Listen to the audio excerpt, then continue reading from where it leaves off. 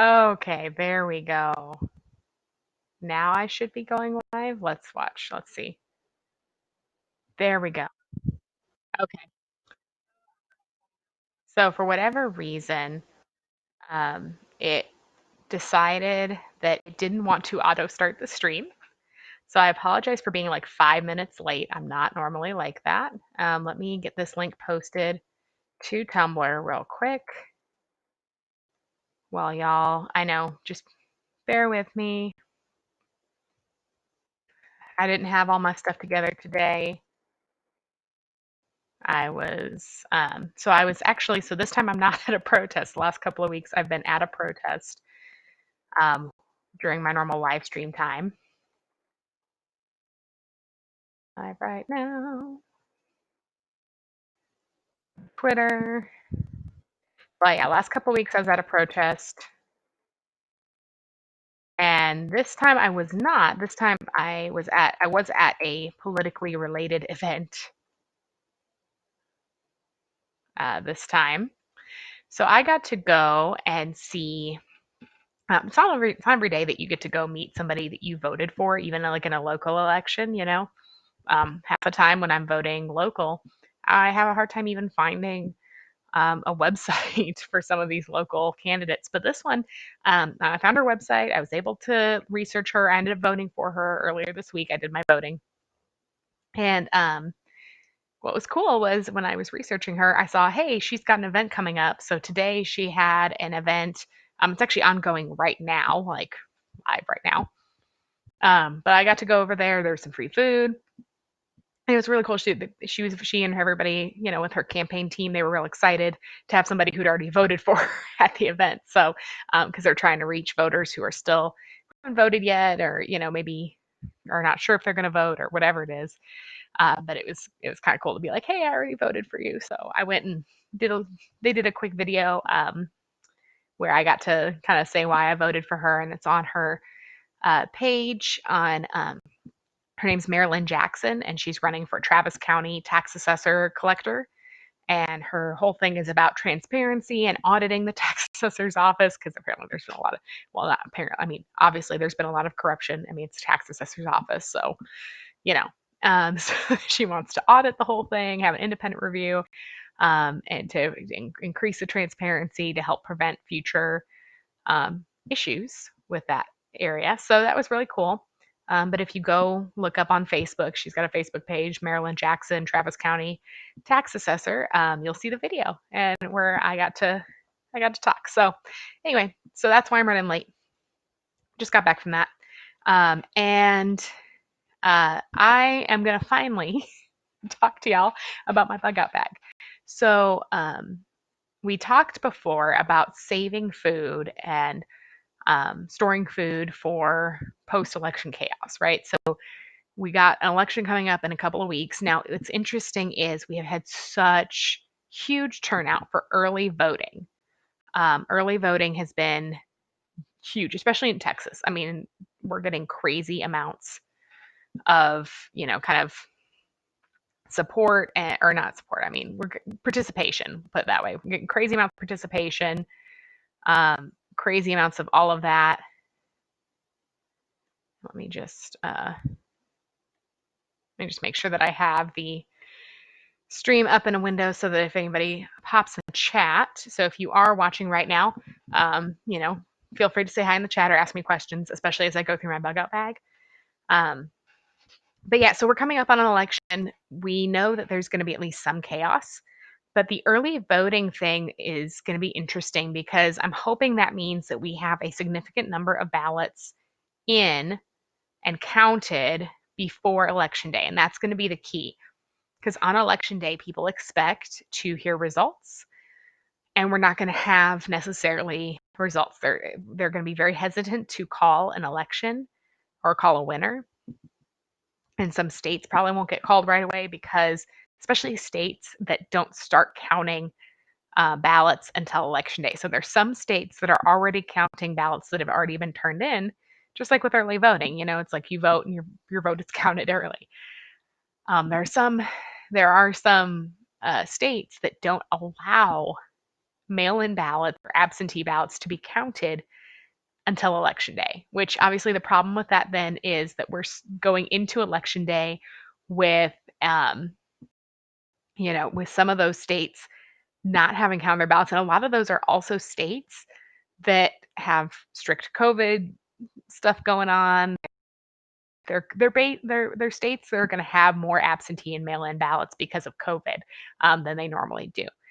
And I mean, in every state, I think every state's going to have a lot more mail-in ballots, a lot more absentee ballots than normal, and so that's already going to be an issue. And then some of these states are just now, or sorry, aren't even yet counting the ballots that have been mailed in. They're like storing them in boxes, and they'll start counting them on election day. So again, that means that election night we may not have a winner, and if we do have a winner, or they predict a winner, or they're saying, hey, it's leaning this way or leaning that way, it's going to be leaning toward Trump because a significant portion of Biden voters are going to be voting by mail, either because they're scared of COVID or out of essentially defiance of Trump's been kind of talking trash about the mail-in voting and mail-in ballots. So there's some people who I think are going to vote by mail just out of spite, just because Trump said it was bad or said it wasn't a good idea. So that's going to be an interesting thing. So all of that is going to lead to either Trump being the possible winner on election night or no winner being called. And in the days, weeks, and even months after the election, there's going to be unrest, whether that's the protesting and riots like we've seen over the summer, or whether it's a general, fear and uncertainty. There may be a lot of stock market stuff that goes on, just because, again, stock markets do respond to elections. But if we have an uncertain election, we don't know what the results are. That may be a thing. So do think about that. Make sure that you have diversity in your investments. So that because we don't know what that's going to mean. Is it our stock's going to go up? Or are they going to go down? We have no idea. So make sure you're diversified, and make sure, to me, diversification isn't just, oh, I have some of these stocks and some of those stocks. And it isn't even necessarily, oh, I have some stocks or some bonds or whatever. It's, I have some money in traditional investments, and I have, my prepping supplies, right? So you have to also be prepared for what happens if the economy, because our economy's already struggling right now. And what if it struggles more because of these events that are happening? So if if we're already struggling as an economy, our dollar is already unstable, all these other things, and then something crazy happens with the election, could we have a currency collapse or dollar collapse in the next few months? In which case, if all your investments, regardless of what they're in, become worthless, you can't sell them, or you can't, if you liquidate them, it doesn't do you much good. What's your backup plan? So that's where I talk about the food storage and storing things that can be used as currency, such as ammunition. Ammunition can be used as currency. Now, ammunition's hard to get right now. It's already gone way up in value.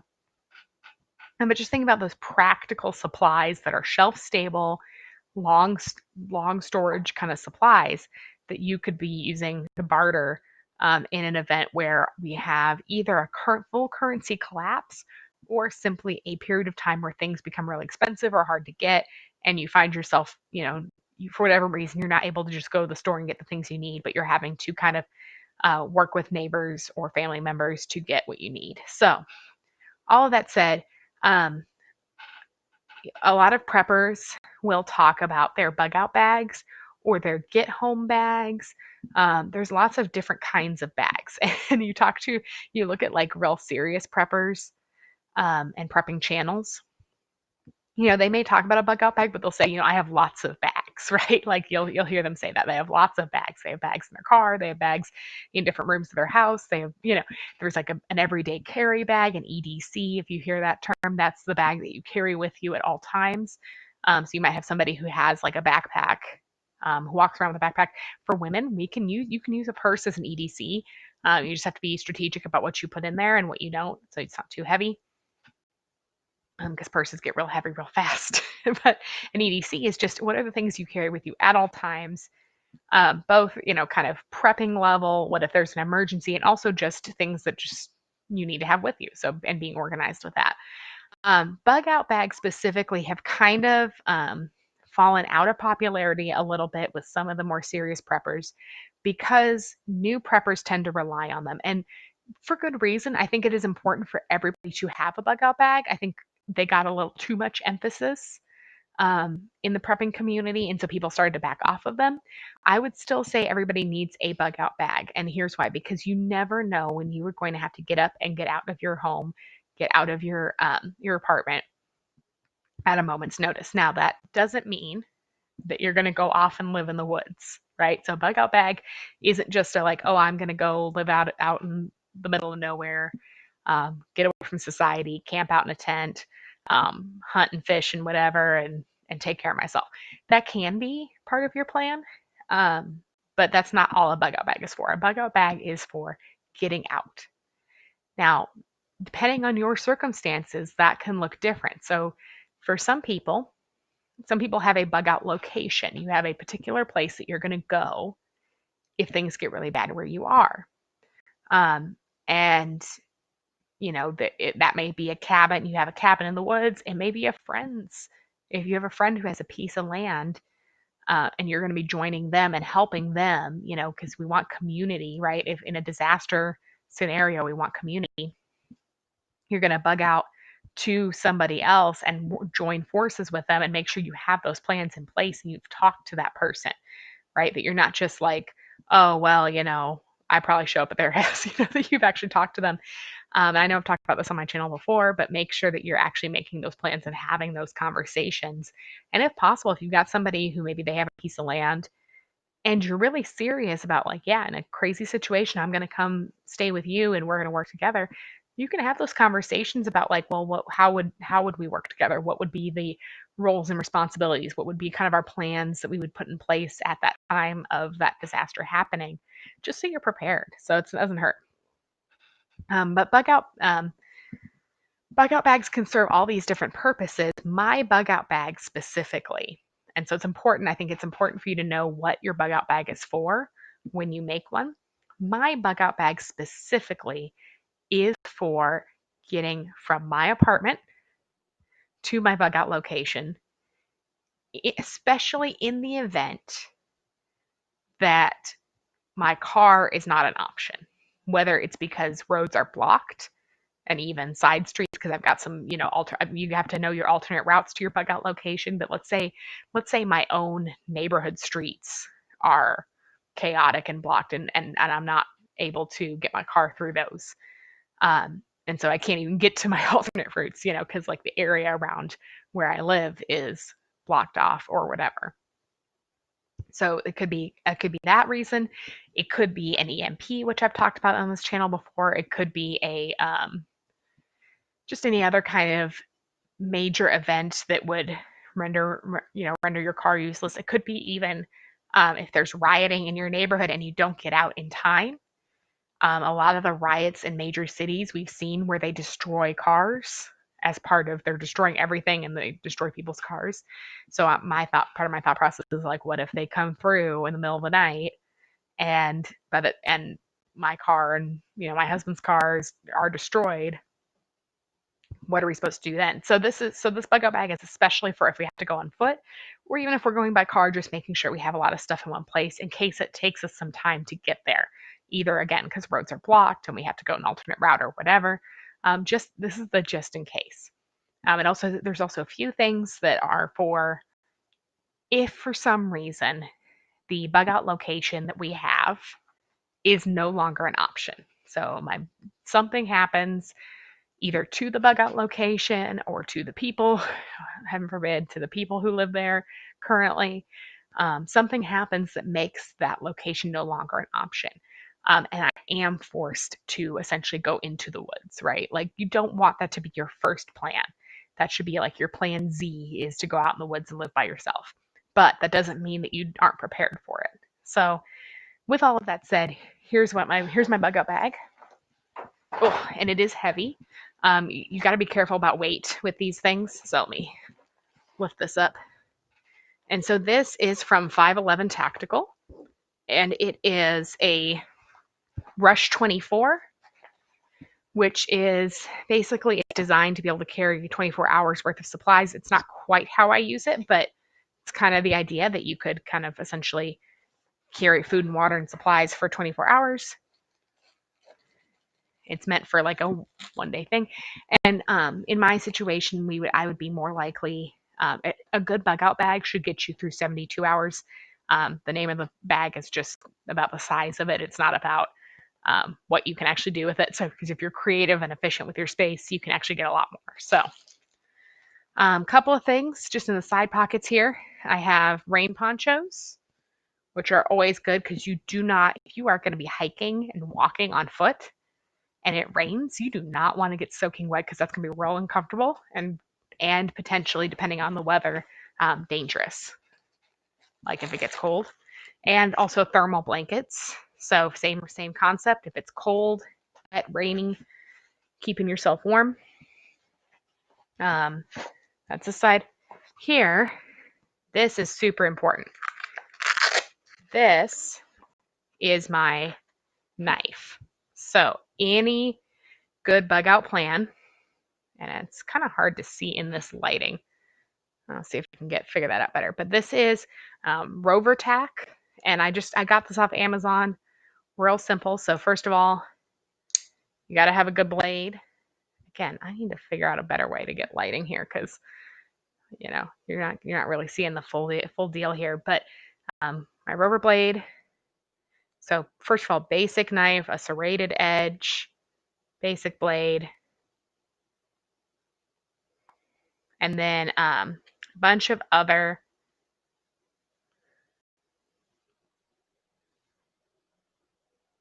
Let me go ahead. Let me go ahead and fold that in before I hurt myself here. So right here we got needle nose pliers, and in there is a wire cutter as well. So it's needle nose pliers and a wire cutter on that side, and then screwdriver, and in here is a bunch of different size heads for that screwdriver. So there's a little connector thing here, and I can put on all these different size flat heads and Phillips head screwdrivers. So depending on what I'm working on, for whatever reason.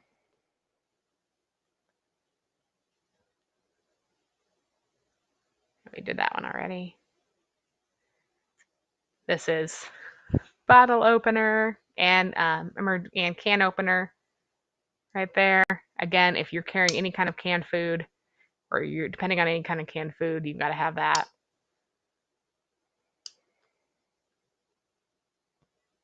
So can opener, bottle opener. And it's pretty simple. It's a pretty simple thing. But it's real important just to have some of those basic tools. The most important thing is just having a good solid knife and the wire cutter, because you could be trying to cut through a fence depending on which way you're going. Not the best idea, but you never know what you're going to have to do. So anyway, I got my knife there. I'll just set that aside. I'll put this all back later. It's going to be a lot of stuff to put back, but a lot of little things. Front pocket, first aid kit. So this is just a basic level kind of Band-Aids and stuff, first aid kit.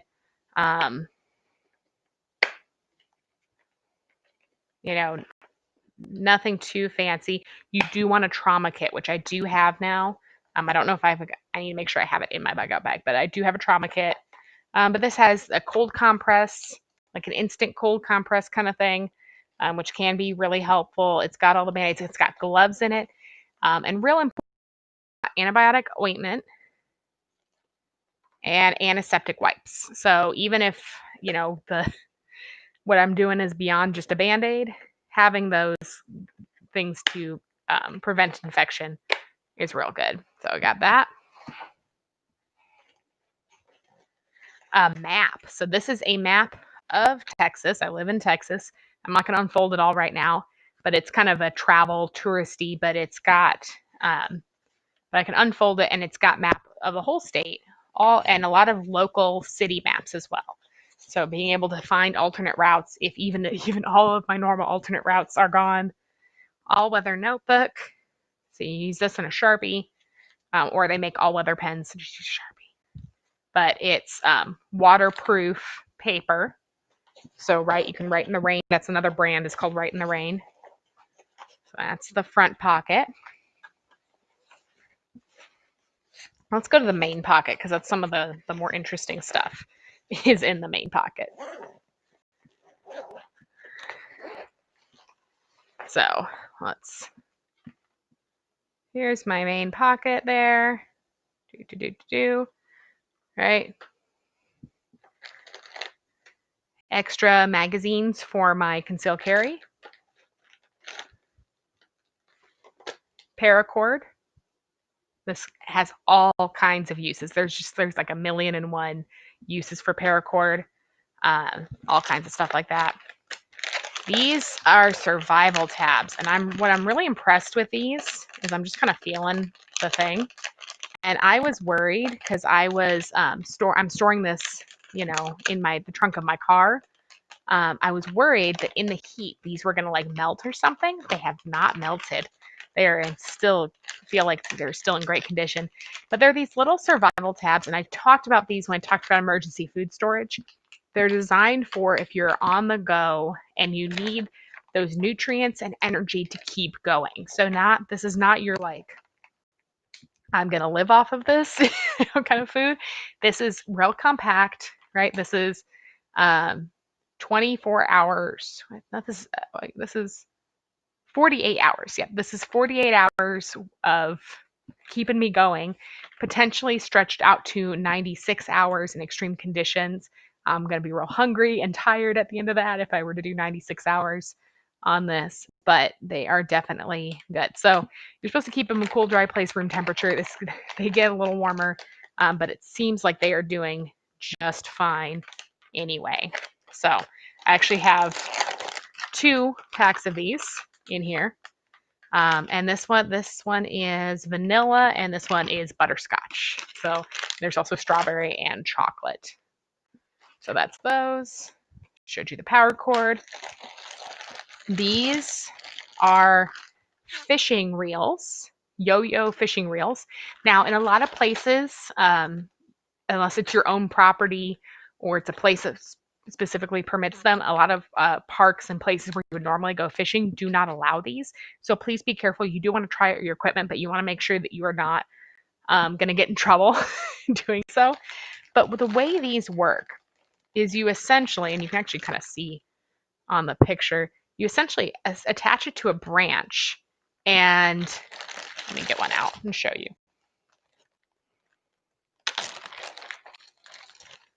You attach it to a branch.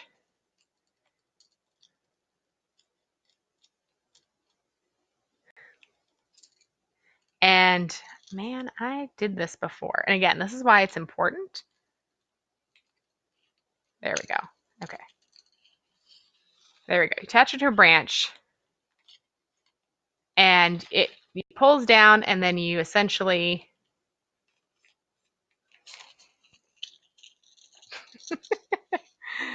you pull it down to the desired length. There we go. And you can lock it in place.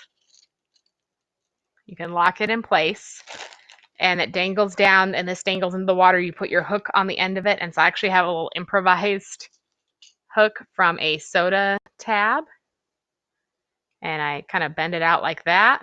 And so that actually can work as a hook for small fish. I'm actually going to get some better reel hooks for that. But essentially, you attach this to a branch. Again, you can use paracord for this. This is a use for paracord. And what will happen, you attach it to the branch, the fish will pull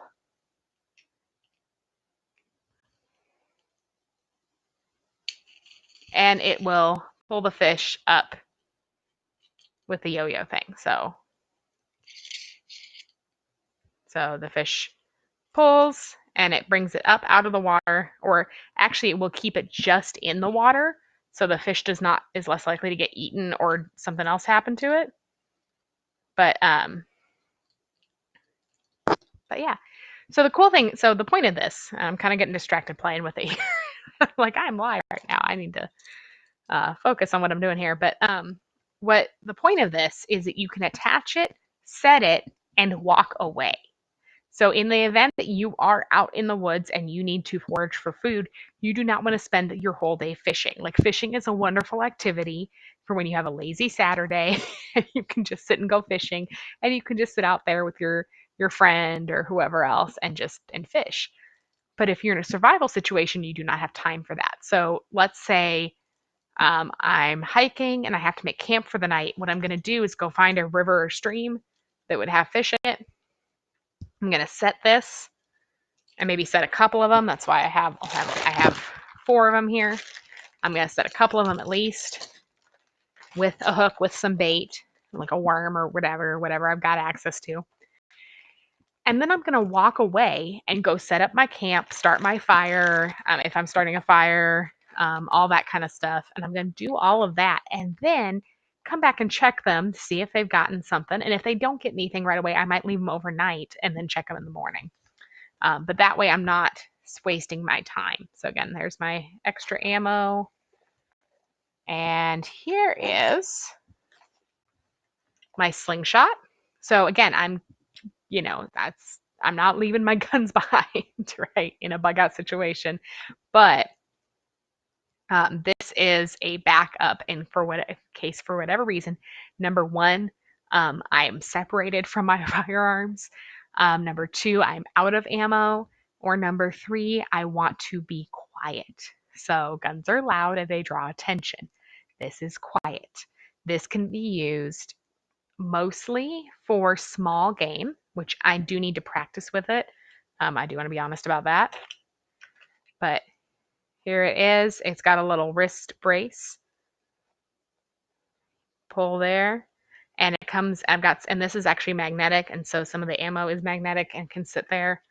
But this is another option for that.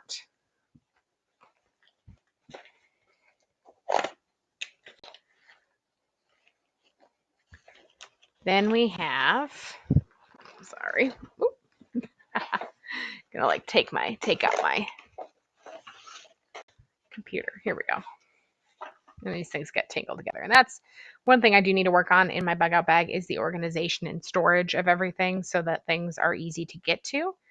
But most of the stuff is like when you're setting up camp that you're getting to anyway. So this is my cooking equipment. It comes in this nice little baggie. And if I open this up, so this is this compact cooking set. So you have a frying pan. The handle folds out like this. So there's a frying pan, can go over a fire.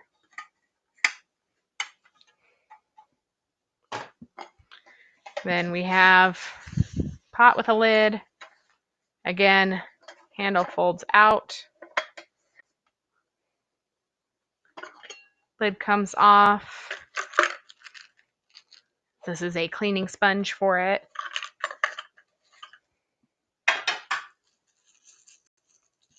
Knife or spork. There's a spork that folds out. Just a couple of dishes, just real small dishes. Again, because you like cook all the stuff and it's like, well, I need something to eat it out of. And this, I'm trying not to break it. There we go. This is a ladle. So if I'm making a soup, I gotta pinch that, and there we go. Okay. And little wooden spoon for cooking. So that is little cooking set. Nothing fancy, again, not a whole big cast iron Dutch oven, whatever. But real good for if you have to cook on the go. If you have to be like, okay, I gotta make my campfire, cook up something, heat up some water for some of that freeze-dried food, because I'm going to grab, I probably, if I'm leaving from the apartment, I'm going to grab a couple of pouches of that freeze-dried food to take with me. So that is the camping set, or the camping cooking set. Emergency sleeping bag. So this is a sleeping bag. It fits in the palm of my hand. I don't have a tent yet that would go with this. So there's another tent that's actually about the same size.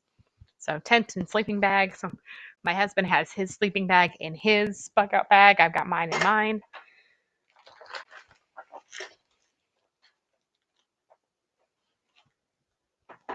Here we go. Okay. And then we already looked at slingshot. Hand crank powered and solar powered. So there's a solar power strip here.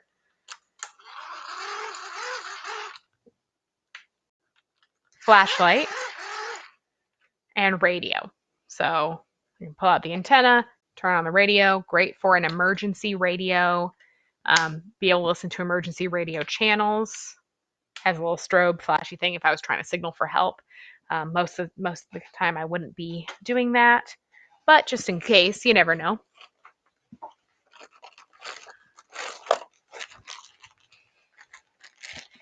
And this is another biggie here. Ham radio, and I've got the antenna here. The antenna attaches. Got a little headset, and it's got a charging cord base thing in there. Ham radio, because this not only allows me to get radio signals, but also send them. I can actually broadcast.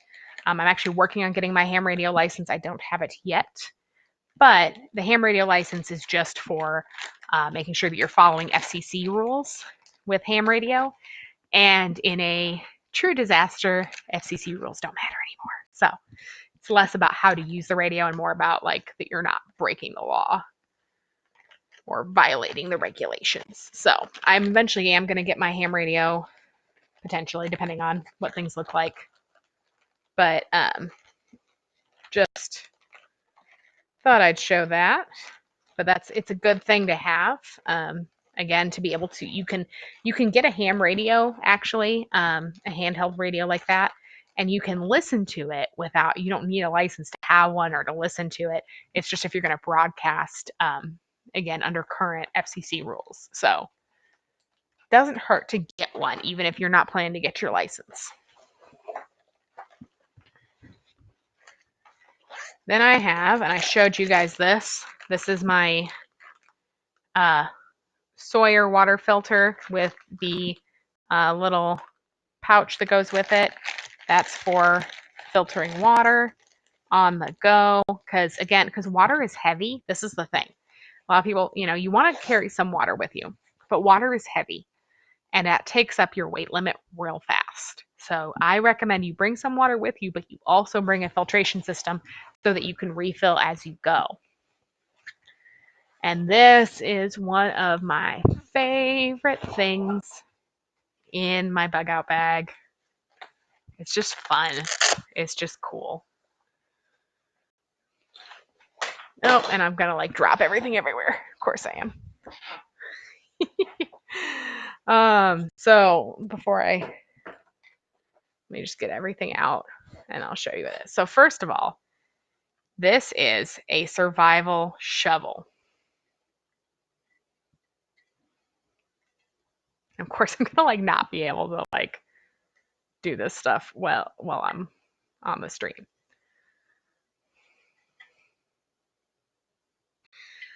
Am I gonna like? I swear I've done this before, y'all. I swear I've done this before. Oh, I think I have to like loosen it. No, I'm gonna show you that in a second. Hold on. Let me get all this stuff out. So it's a survival shovel. It folds out. It does, I promise.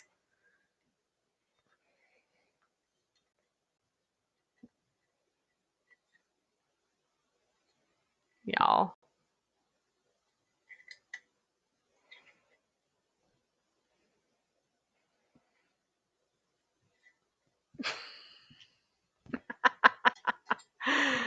There we go. Okay, because you have to loosen it. I knew it. You have to loosen it. So survival shovel. Loosen that up. There we go. So, and there's a extra handle. So you put the whole handle together and it's a longer shovel. It's got a sharp tip here. Let me show you. Tip here. It's got kind of a sharp blade to it. Got actually an axe blade on this side. So if you need to cut something up, got a saw blade on this side, right? And then can be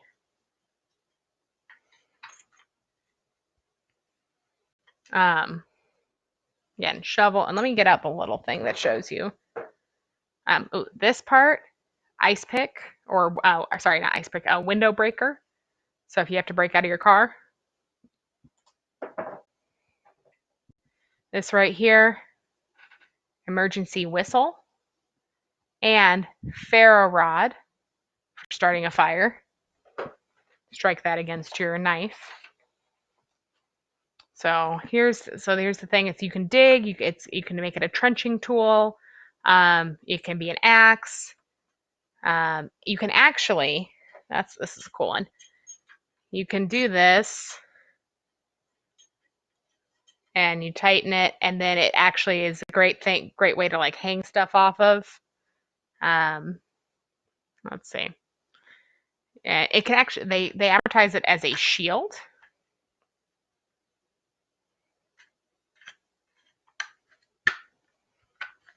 It's not much of a shield, but it is something. It's to, you can protect yourself. Again, if somebody's attacking you. Pickaxe, fish scaler is in here, is contained in this thing. Let me get out the whole thing.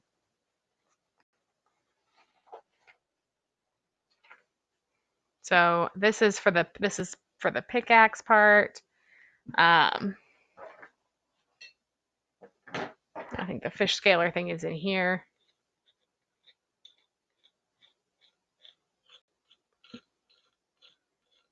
That's again why it's always good to test everything out. I have put all this together and tested it all out before, but again, on a regular basis to check it out. But this is a fish scaling knife. So you catch that fish, what you do with it.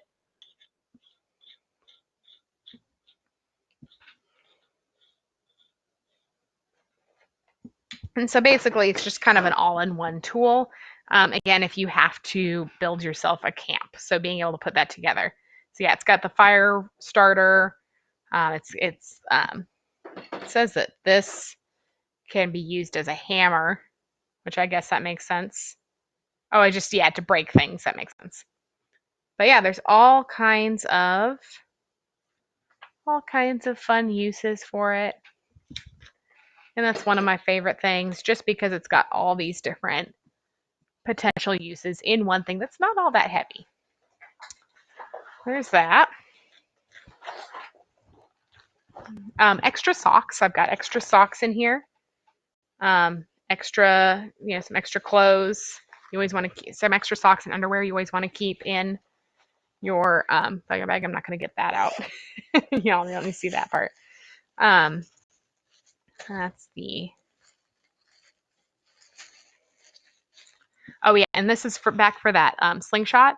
This is a flashlight that can actually mount on the slingshot if I want to, if I'm hunting for something at night or whatever reason. Extra bands for it. And this is the ammo for the slingshot.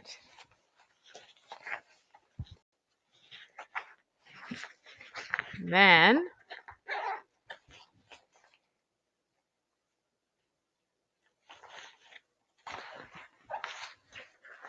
let's see. I know I had something. Oh yeah. This is a paracord bracelet. And this is a great survival tool if you're not going to have a whole big bug out bag, but you just want to have some like hiking survival kind of stuff. It is a fire starter. It has a ferro rod right here in the buckle and a steel thing, so you can strike that, or right there. And you can get some sparks that way.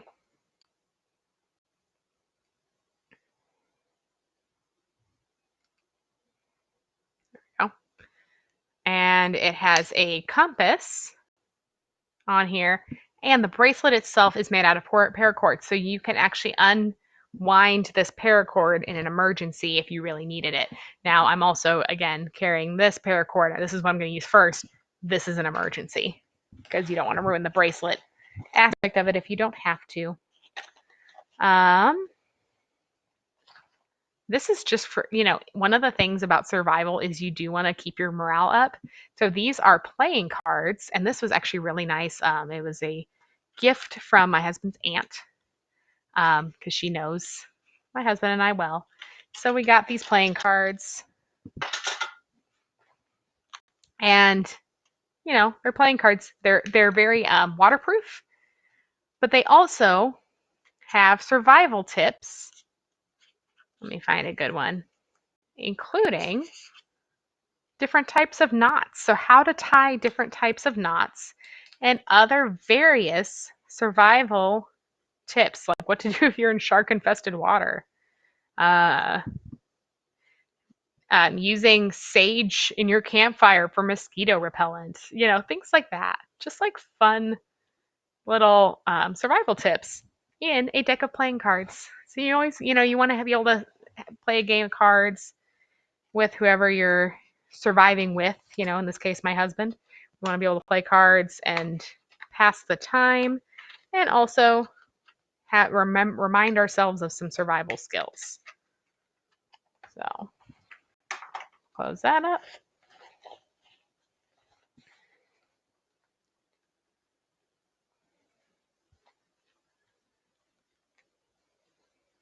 And then this is a big one too. This is wire for making traps for hunting. So what you would do here is take this wire, and this is a picture hanging wire actually. I would pull out some, I would cut it, and I would take this loop right here and make it about the size of, depending on what I think I'm going to be trapping. And you actually can hang this, you kind of dangle it on a branch, and the rabbit goes through and it pulls tight. And if they continue to pull, it will actually strangle. It's one of those kinds. Now, again, I might have some people coming like, oh, that's not the most humane. That's not the most, like quick death kind of kill. And ideally, yeah, you want the things that are going to be the quick kill, most humane possible under normal circumstances. This is not for, I'm sorry for that bump on the microphone there. This is not for recreational hunting, right? This is not recreational.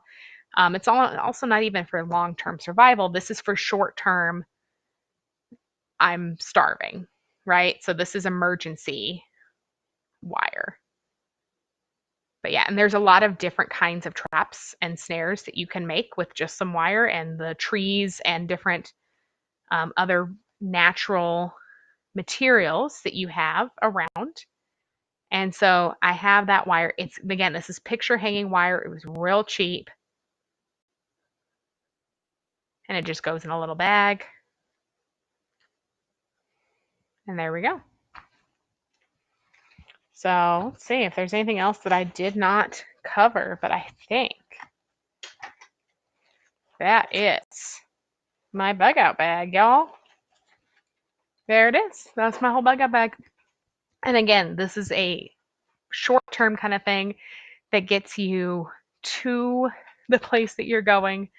And it's not really meant for long-term survival. It's not meant for living in the woods indefinitely, but it's meant to be able to go make a camp, potentially source some food, whether through fishing or snares or hunting, and be able to do all that. Now, the only other thing that is not in my bug out bag right now, it needs to go back in my bug out bag, is my solar panel battery bank, which will allow me to charge my ham radio on the go. So I have that. And again, it's solar powered, so I can lay it out in the sun. I've actually seen in the product images where you can attach it to the backpack and let the solar panels dangle on the back of the backpack. So if you're hiking in the sun, you can be charging your battery bank at the same time. So that's what I have in my bug out bag. That's an emergency only kind of scenario. I just wanted to show you guys that. And I know there's going to be people who have critiques or disagreements with me on what I have included or what I don't have, but it's all about your situation. And you need to know what you need to survive in your scenario. So in my scenario, this bug out bag is we have to either we're bugging up by car and the car breaks down, or for whatever reason we have to abandon the car, or we have to leave the apartment on foot for whatever scenario and get to the bug out location. It's not meant for long term survival. It's meant to get us to the bug out location. We've got some basic food. I would grab a couple of freeze dried pouches if we were leaving from the apartment. I would grab a couple of freeze dried pouches. I don't keep them in there because I keep this in the trunk of my car and it does sometimes get hot, especially during the summer. Even these technically aren't supposed to be overheated, but they seem to be doing fine. I haven't taste tested them, but again, it's one of those like, it'll be an emergency. I'm not eating these for fun. But they'll, they seem to be doing just fine. Have lots of vitamins and minerals in them. Just want to a bunch of vitamins and minerals in them. Bunch of, energy in these. And again, my water filter, and then you'd have like a water bottle. Like I would grab my water bottle that I use on a normal basis and make sure that's full and go from there. So that's my bug bag now. The next thing I wanted to talk about was researching your ballot for the election. So we're kind of talking about the election, I guess, for the most part. This is okay, things are going to be chaotic. The election night might be chaotic. The next couple of weeks may be chaotic. So you might need to bug out. You might need to store up food and water, that sort of thing. So that was the kind of prepping side of that. And then the other half is, well, okay, but the election itself, how are you going to vote? How do you decide who to vote for? And I'm not going to sit here and argue about who to vote for president because I'm not even thinking about that right now. I would be more concerned about your local elected officials than I would be about who becomes president. There's a lot of this like, well, if Trump remains president, then blah, blah, blah. If Biden becomes president, then blah, blah, blah. And no, I'm not into that. Not going into that. Your local elected officials impact your life way more than anybody in Washington, D.C. And we actually found this out through the COVID thing. If you think about it, when we say, okay, the government shut down these businesses, the government, shut down these schools, it was not DC. DC did not shut down your business. DC did not shut down your schools. Your governor did. Your mayor did. Your county judge, your county, whoever is in charge of your county, shut you down. Those positions matter, and we don't think about them as much as we should. We need to be focused on those positions and researching those people. So I want to talk about researching the ballot and just a couple of things that I do. The first thing I do is go find your sample ballot. So you go to your county election website, and they should have sample ballot that you can make sure that you're looking at the ballot that's for your district, precinct, whatever, so that you see exactly who's going to be on that ballot. Because it's one thing to look up some of the candidates, but you need to make sure you're looking at the ones that you're actually going to be voting for, because you do not want to, and I've seen this happen to people. You get to the poll itself, you get to the election, you go to vote, and there's somebody on your ballot who you haven't researched, and you're like, I don't know, do I vote for them? I don't know, and there was something that you missed. So you want to make sure you download your sample ballot as a PDF and go through and fill it out. So you can go through your sample ballot and fill it out as though you were voting, right? And then you can print out your sample ballot. You can mark all over it. And then it's like, okay, here's what I'm voting. And you can take that with you when you go to the little electronic voting machine, and you can have your selections on a piece of paper, and you can fill that out. So I always get that. And then I start with a basic Google of each candidate. So, and I generally don't spend a lot of time researching the Democratic candidates because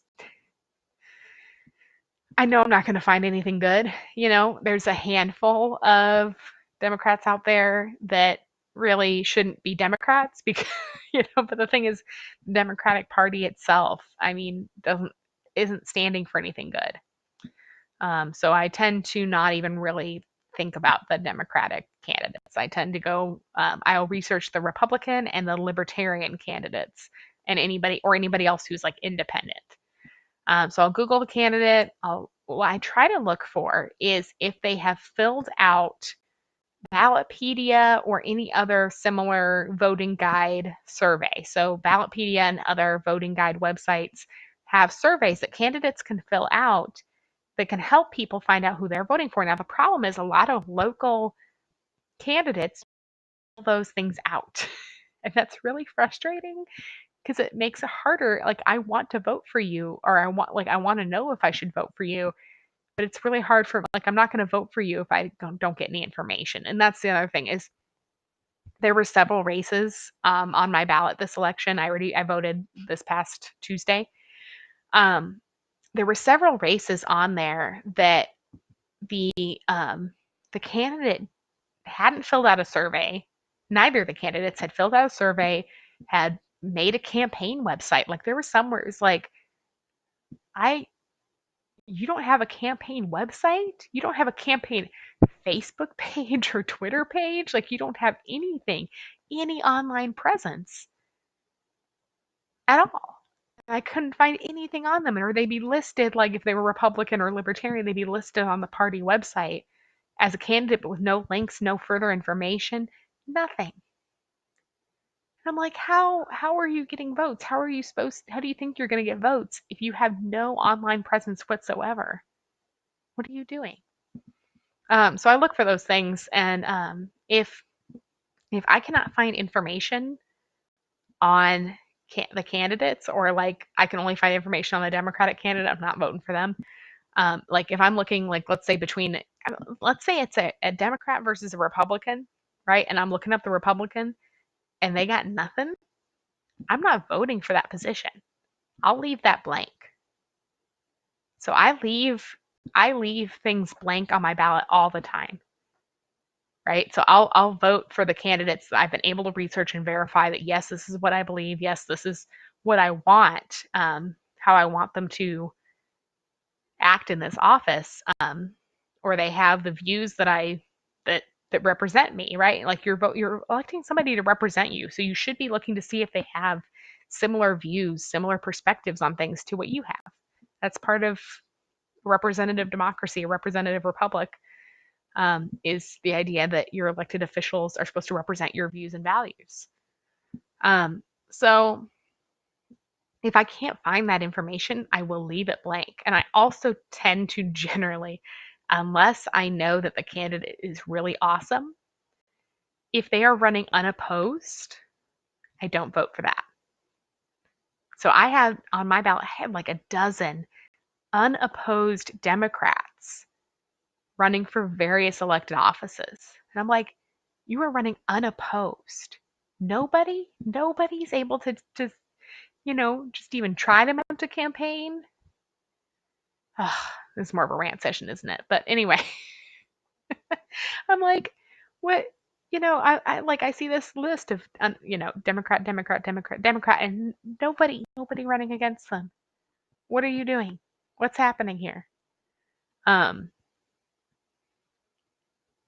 so clearly there's some room for some Republicans and Libertarians in Travis County, which is where I am, and in Austin area, to run for some of these seats and actually create some opposition. But I'll research that candidate. I'll look at and I start off with things like, their website, their social media profiles, and any surveys or other interviews that have been done with them, anything like that. And I'm going to look for a couple of things. I'm going to look for, first of all, depending on the position that they're in, the elected position. So let's say railroad commissioner or whatever. I'll say, okay, what is their perspective on this department? And especially right now, I'm looking for people who are saying, hey, we need to reduce the spending of this department, such as the railroad commission. It's like, okay, we need to be more efficient. We need to spend less money. We need to save the taxpayers money, kind of thing. The event that I went to today, again, was for somebody running for county tax assessor collector, and her whole thing is auditing the department and creating more transparency. So I'll look for those kinds of things. But it's really important that you do research these candidates and that you do not vote for a candidate you cannot verify is a good candidate. If you can't verify that they are the right person for the job, don't vote for them. Leave it blank, right? Don't be afraid to leave things blank on your ballot. There's no reason that you can't. Like, you are allowed to leave things blank. Don't worry about it. It'll kind of yell at you on the little thing and be like, you have this many blank things because it thinks it's a mistake. No, leave them blank. And so what I'll do is I'll go vote, and I'll vote for like the major national and state offices like president and senator and whatever. And then and I'll vote for whatever local candidates that I can verify, yes, this is a good candidate. Yes, this is who I want representing me. I'll leave everything else blank. Now, again, I've talked about this before. Voting does not solve our problems. Politicians do not save us. Politicians do not solve our problems, right? So you can have an amazing person running for an office. You still should not depend on them to solve all the problems. We still need to do our own work in our own communities to solve the problems that are out there. And we need to be at the basic level taking care of ourselves and our families and being self-sufficient as much as possible so that there's less room for government to come in and try to take control. If you are self-sufficient, if you are able to take care of yourself, to take care of your family, the government has less control over you. It's as soon as you start asking the government for things. I need the government to do this. I need the government to do that. That's when you give them control. So it's very important that outside of election time, we are doing the work to make our communities and our families less dependent on government so that we reduce the influence of government on our lives, and we make the room smaller for them so they have less room to expand. If you think of government like a gas, we talk about our states of matter, liquid, solid, gas. One of the properties of gas is that it disperses to fill a room or to fill a container. So, however, if you have a tiny little container full of gas, it'll be more condensed. If you make the container bigger, the gas will expand. As soon as you give the government room, it will expand in every direction it can until it hits a wall, and that wall is you, and that wall is me, and that wall is our families, our communities, the infrastructure that we put in place ourselves. That's the wall that stops the government from expanding. Okay, so it's really important that we don't rely on voting and we don't rely on politics to save us, but that we also recognize that politics are happening, that voting is happening, there is an election, that we make our voices heard and we speak the language of those who are still asleep. Remember, I've said this before, voting is the language of those who are still asleep. Voting is the language of those who are complacent, who don't understand where we are and in the scope of our society. They don't understand that our society is on the verge of collapse. But they do understand voting. So there are people who, don't realize how bad things are getting, don't realize what they need to be doing to be prepared, but they do listen to election results. And if we speak out this election, those of us who are liberty minded, and we go and vote, even just on the level of president, and we vote either for Joe Jorgensen or an independent candidate or a write-in ballot. Like, again, I'm telling you, if you are somebody who's like, I don't want to vote for any of these presidents, even Joe Jorgensen, I don't like her either, go vote, fill out a ballot, and where it says president, and there's a write-in option, write in Murray Rothbard, Ron Paul, write in somebody who does represent what you want, even if it's something crazy. If you want to write in pro-life, pro-liberty, go for it. But just go vote so that the people who are still asleep when they see the election results and they see an increase in third party and independent and write in votes, they understand that we are done with the two party system, but we still care. We want to have our voice heard. We want to speak out. We want to make things better. But we understand that the two party system and our current election system is not going to do it. So, um, just researching your ballot, making sure that you research every single local position. And if you cannot find anything on a candidate for a local position, do not vote for them. Don't give somebody your vote, because your vote is your power. You give your power to somebody who you have not vetted. That's not a good idea, right? So if you can't verify them, if you can't find anything on them, don't vote for them. If you don't know anything about them, don't vote for them. And that also goes for if you're going to ignore my advice about researching your ballot and you're just going to show up at the polls and fill out a ballot and you haven't done any research, like you know who you're voting for president and maybe for Senate or, House of Representatives or whatever, but you haven't researched the local candidates, do not vote for anybody who you have not researched. And definitely do not vote straight party ticket. Do not just vote straight Republican or straight Democrat or straight Libertarian. Because just because somebody puts that party label on does not mean that they're actually representing those values, that they're representing your values. Stop defining yourself by a party. Start defining yourself by your values and your worldview. Okay? So if you're like, oh, I'm going to vote Republican because I'm a Republican, you need to research. You need to actually look at these people. Okay? You need to know what they stand for. Don't rely on labels.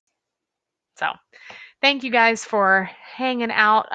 Those of you who are hanging out live, and thank you those who are watching later.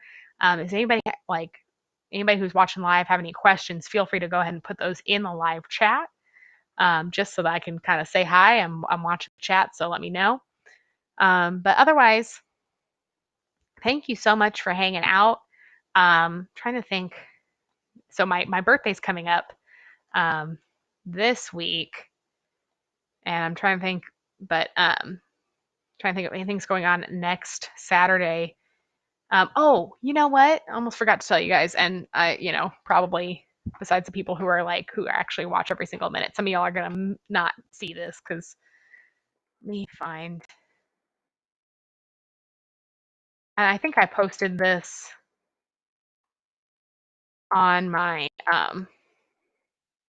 Let me see if I got this. Okay. I think I posted this on my Tumblr the other day, so you may have already seen this, but let me share my screen.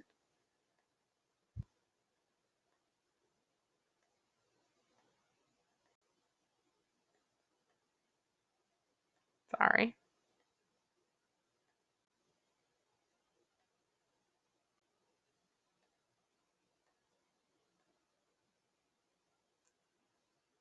I'm still here, y'all. I'm just sharing my screen. Here we go. All right, so this is a conference that is happening right now, and it is called 20 Days to Save the USA. So it's a real interesting thing that's happening right now. The best way I could find to describe it is this is the conference for people who have been silenced by the media. So there's a lot of pro-Trump stuff. There's a lot of general American conservative civil religion, which I don't buy into fully. So when I first saw it, I was kind of like, eh. But the speakers here, the only commonality I can find in all the speakers is that they have been silenced or, their volume diminished or their platform, their visibility decreased by the media. And so if we go down here to look at these speakers, we have Abby Johnson, we have Alan Gottlieb, is about from the Citizens Committee for the Right to Keep and Bear Arms. So Second Amendment, so we have pro-life, we have Second Amendment, we have kind of just general conservatism, pro-Trump stuff. We have all of these people, some of whom I've heard of, some of whom I haven't, but the whole thing seems to be media doesn't want us to hear from, right? So there's all these different ones, all these different things. A lot of Christians, a lot of pastors are going to be here. Chris Slatterly from the EMC Frontline Pregnancy Centers in New York City. They're going to be talking about ongoing modern day slavery in various different countries that's happening right now. So they're going to talk about that. Um, just all kinds of things that are, happening, like all these different issues. And Dinesh D'Souza.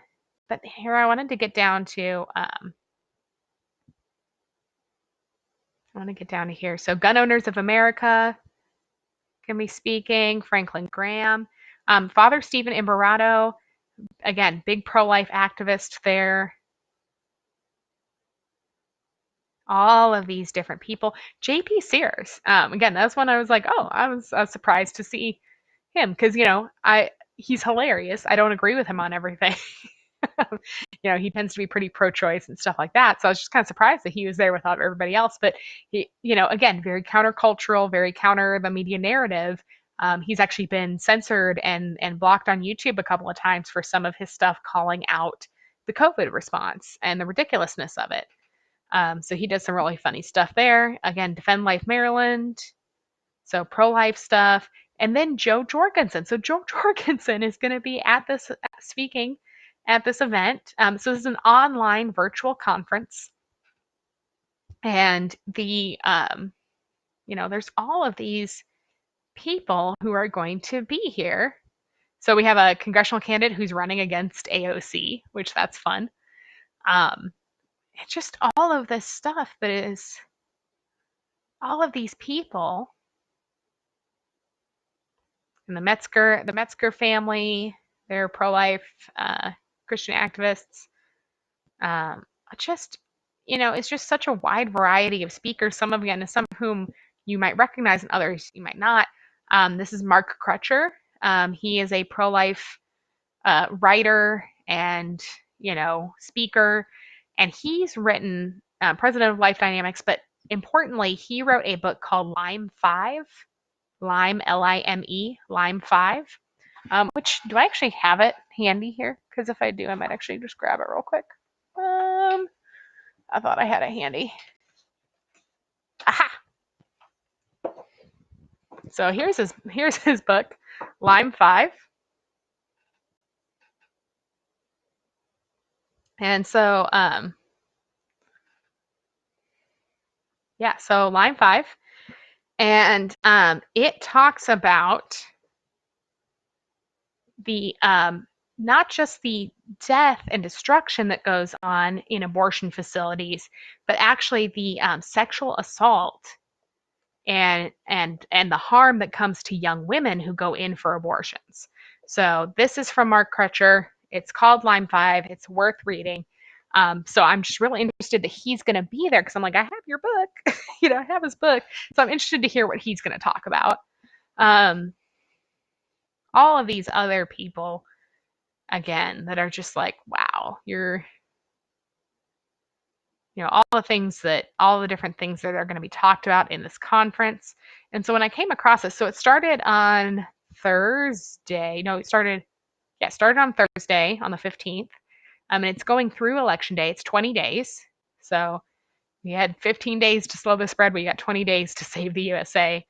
We have the guy who, this is the guy who shot the, like in the Sutherland, Texas church shooting where the guy like showed up at the church and would start shooting people and was stopped and it was like there were several armed members of that church who stopped the shooter. And this is the guy who actually stopped the shooter. So that's pretty cool. Again, all of these different people. And I'm trying to think, I think I scrolled past. Oh yeah, there we go. Randall Terry, founder of Operation Rescue. That's a video for another day, but that's awesome. Rabbi Levin, so pro-life Jewish, pro-life rabbi. A lot of times it's assumed that Jewish people are pro-choice, not necessarily. So all of that. So this is the thing. So go ahead and if you're interested in some of these speakers, go ahead and click register. The full pass for the whole conference is $99. It's a lot of speakers, it's a lot of good stuff. Everything's going to be through an app, and there's actually some exhibitors and some networking opportunities as well through the online virtual conference. You get some of that networking opportunity. If you're like, I really am really super interested in this, but I don't have I don't have $99 to burn on this right now, message me through my Tumblr or direct message me through my Twitter. And I do have a code, but I don't want to put it out there just broadly because I don't want trolls to come and like sabotage or hurt this thing. So if you're really super interested and you can't afford the $99, do message me. I do have a coupon code. I'm just not that I got from somebody else. I just don't want to put it out there and have trolls show up at this conference, that sort of thing. So again, let me know if you need that, but it's really cool. And I just thought that would be interesting thing to share with y'all. And let's do that. And so yeah, so all of that to say, thank you guys so much for hanging out with me today, those of y'all who hung out live, and thank you to everybody who's watching later. Feel free to leave comments. Feel free to check in with me. I hope that the stuff about the bug out bag and stuff about researching your candidates was helpful. If you have questions, please let me know. And I will see y'all next Saturday. And yeah, y'all have a great day. Bye.